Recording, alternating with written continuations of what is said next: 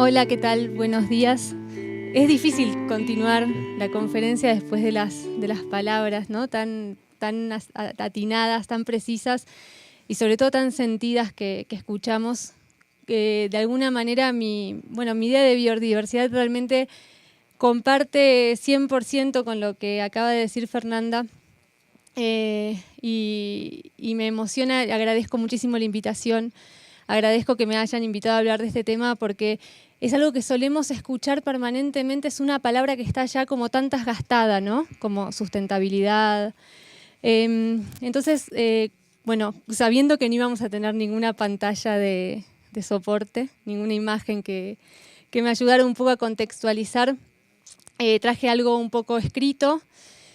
Y me gustaría empezar con la mejor definición, la definición más linda que encontré últimamente sobre esto que vamos a hablar hoy, que es de un naturalista del siglo XIX que estuvo aquí en México, vino de Europa, y fue de los que vino de Europa y no pensó que había algo que domesticar, sino que se maravilló con lo que encontraba, que es Humboldt, Alexander von Humboldt, que lo deben conocer. Hay un libro muy bueno ahora dando vueltas que se llama La invención de la naturaleza, justamente, que está acá publicado en México. Y dice: la naturaleza es una totalidad viva. Todo en ella es interacción y reciprocidad. La humanidad tiene que aprender cómo funcionan las fuerzas de la naturaleza, que son un entramado complejo de poderes activos. En esa época, por supuesto, nadie la llamaba así, ¿no? Como biodiversidad. Y sin embargo, ya era la primera vez que se veía, que se expresaba de alguna manera lo que acá ya se encontraba o lo que acá ya se sabía y con lo que se trabajaba, que es con esta red de vida. Solo ver acá alrededor qué es lo que sucedía, ya esa información estaba en cada uno de los habitantes de este mundo que se vino a descubrir, como si no hubiera estado ya descubierto, ¿no?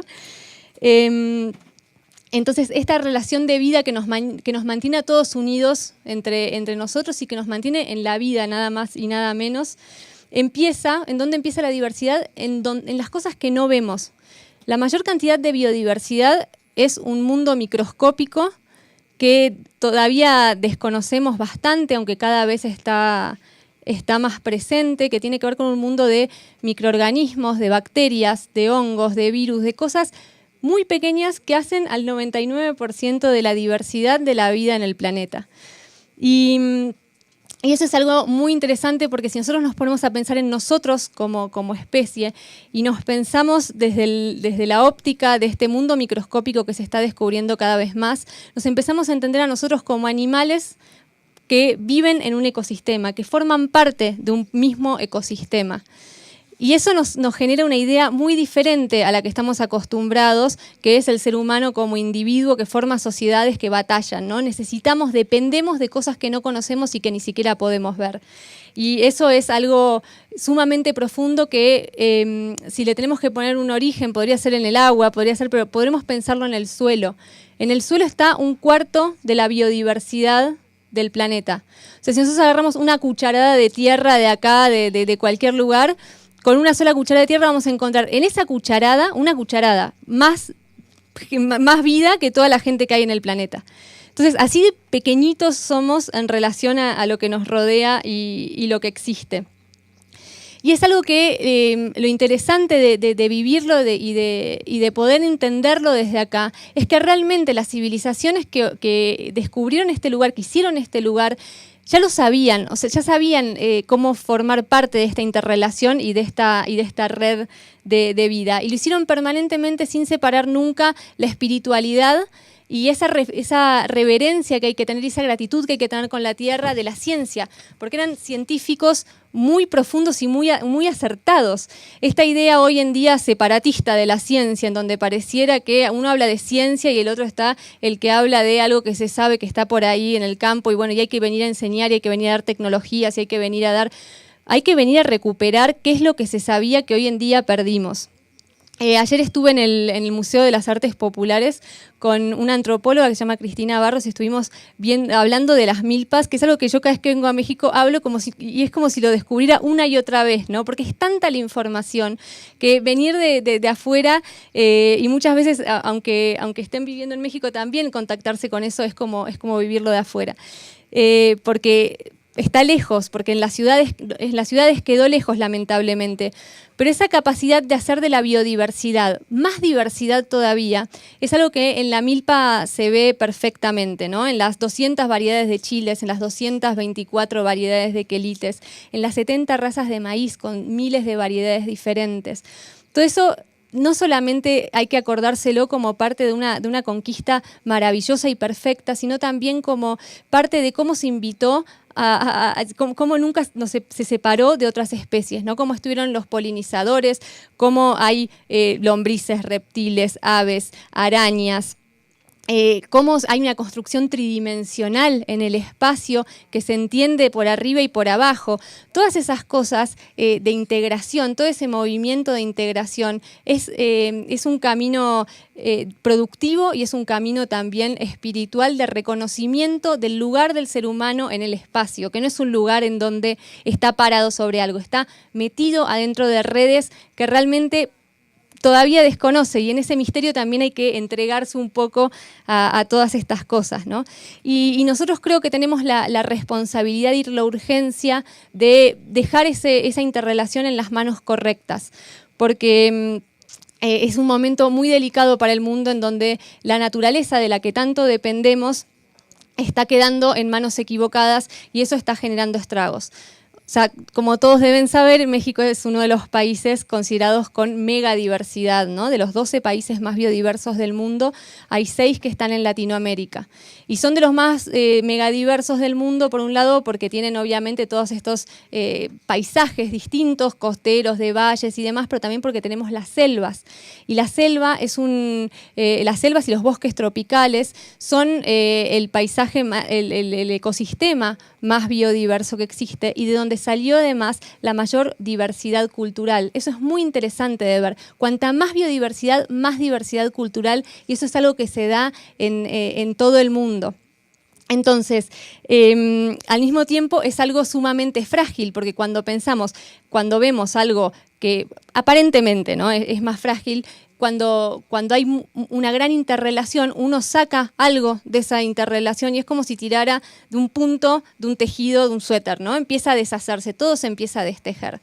Y nosotros en el último tiempo no tiramos de un punto del suéter, tiramos de muchísimos puntos. El 83% de la biodiversidad, el 83% en Latinoamérica se perdió en el último tiempo.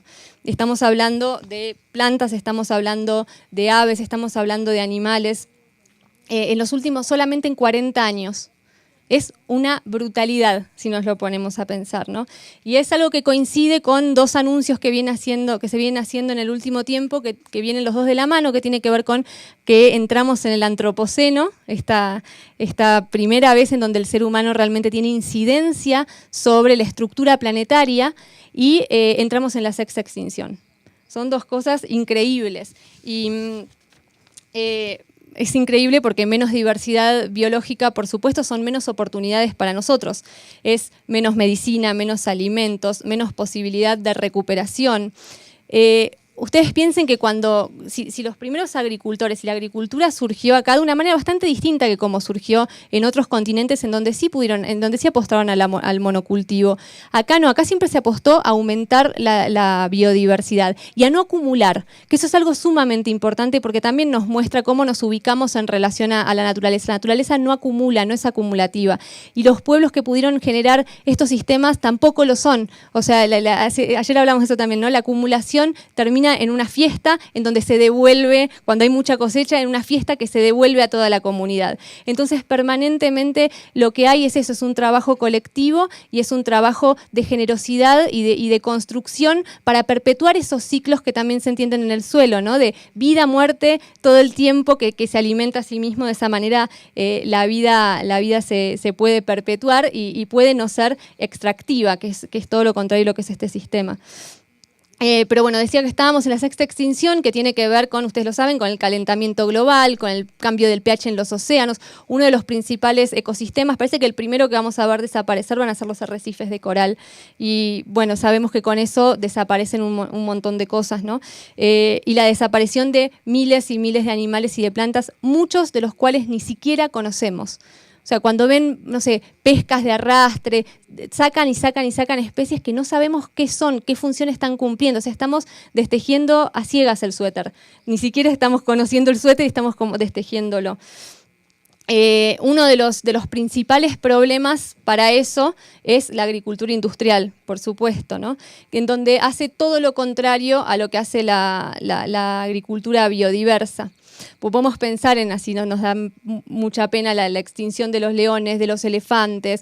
Vemos ahora se desprendió la semana pasada un bloque de hielo de la Antártida del tamaño de todo México y nos espanta y nos asusta y decimos, sí, pero la comida y la producción de alimentos tiene mucho que ver con todo eso en este momento.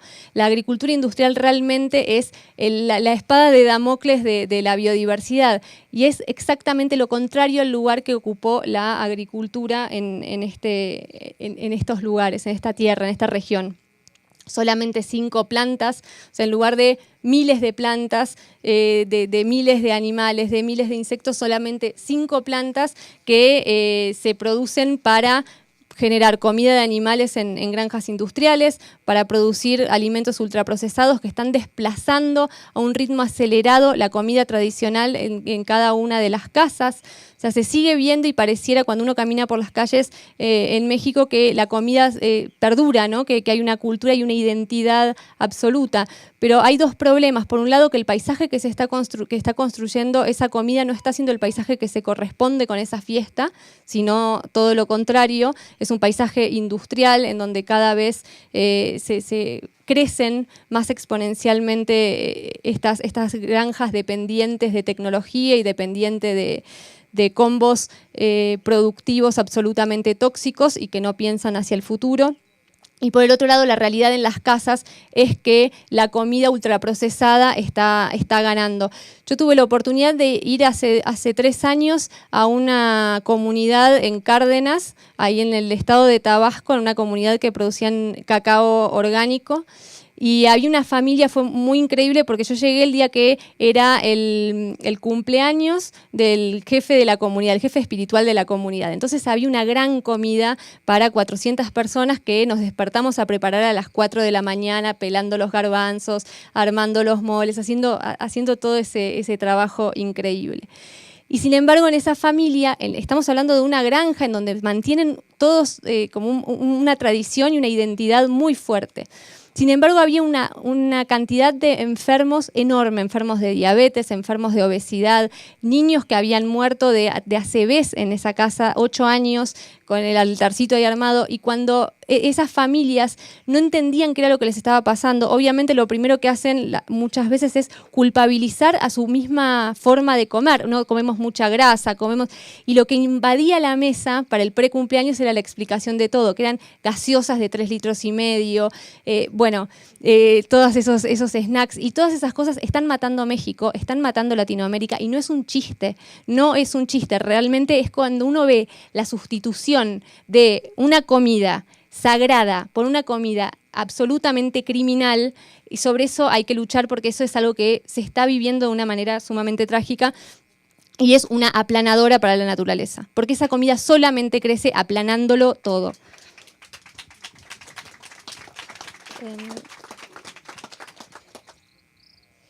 Y bueno, para terminar, hay algo muy fuerte de la salud. La salud nuestra depende de la biodiversidad de las maneras más insólitas. O sea, la biodiversidad es lo único que mantiene un control natural de plagas. En todos los lugares, por ejemplo, en los lugares de Brasil en donde se reemplazó la selva por cultivos comerciales de azaí, brotó el Chagas. Aparecen ratones que generan antivirus, aparecen murciélagos, todo va acompañado del desequilibrio y de la deforestación.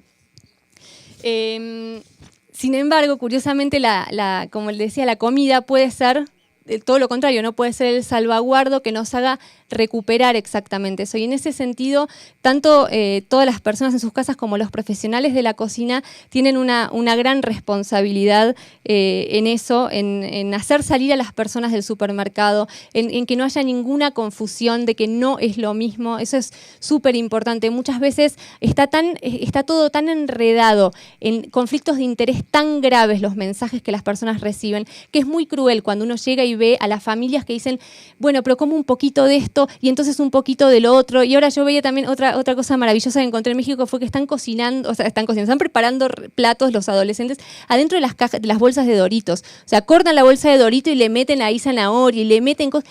Es una cosa, por un lado es increíble, porque es casi, yo decía, es como ver un paso adelante de la Virgen de Guadalupe, ¿no? Decís, bueno, ese sincretismo increíble que logran hacer de una porquería como esa, mejorarlo. El tipo que creó Doritos se ve querer matar. Pero hay algo que toda esa capacidad creativa y maravillosa y capaz de superar un invento industrial que se hizo escaneando el cerebro de las personas y sabiendo qué es lo que hay, para generar una comida superadora. Bueno, todo eso tiene que estar al servicio de mejorar la vida de las personas, no de empeorarlas. Entonces me parece que el mensaje claro y contra la publicidad de alimentos industriales y contra exponer un mensaje que sea confuso tiene que estar. Por supuesto, apoyar estos lugares me parece que es absolutamente clave, venir a buscar los productos a los lugares donde la comida se produce de una manera inteligente y no de una manera bestial, alentar el cambio a la agroecología. Cuando entró la Revolución Verde a este país, entró como a todas, y muchas veces en los lugares más tradicionales se siguen utilizando combos químicos que son ni siquiera necesarios en ninguno de los casos y que hoy generan problemas. Entonces, trabajar para la conversión a la agroecología de estos lugares es algo que es un bien para su propio trabajo, para el futuro, para la vida de todos, porque cada espacio que se gana a la utilización con agroquímicos, con transgénicos, con toda esa porquería, es un espacio que se gana para la vida y es un espacio que se gana para el futuro. Ayer Adelita San Vicente, que es una amiga que estaba por acá, decía, tenemos que volver a ser todos más como una milpa. Y la verdad que creo que sí, que si la sociedad vuelve a ser realmente como una milpa, volvemos a tener esa interconexión, volvemos a pensar en los campesinos como las personas que van a salvar a esta humanidad que está entregándole sus mejores recursos a empresas monstruosas que lo único que piensan es en ganar más y más cada año, en ninguna otra cosa. Todo el resto es verso.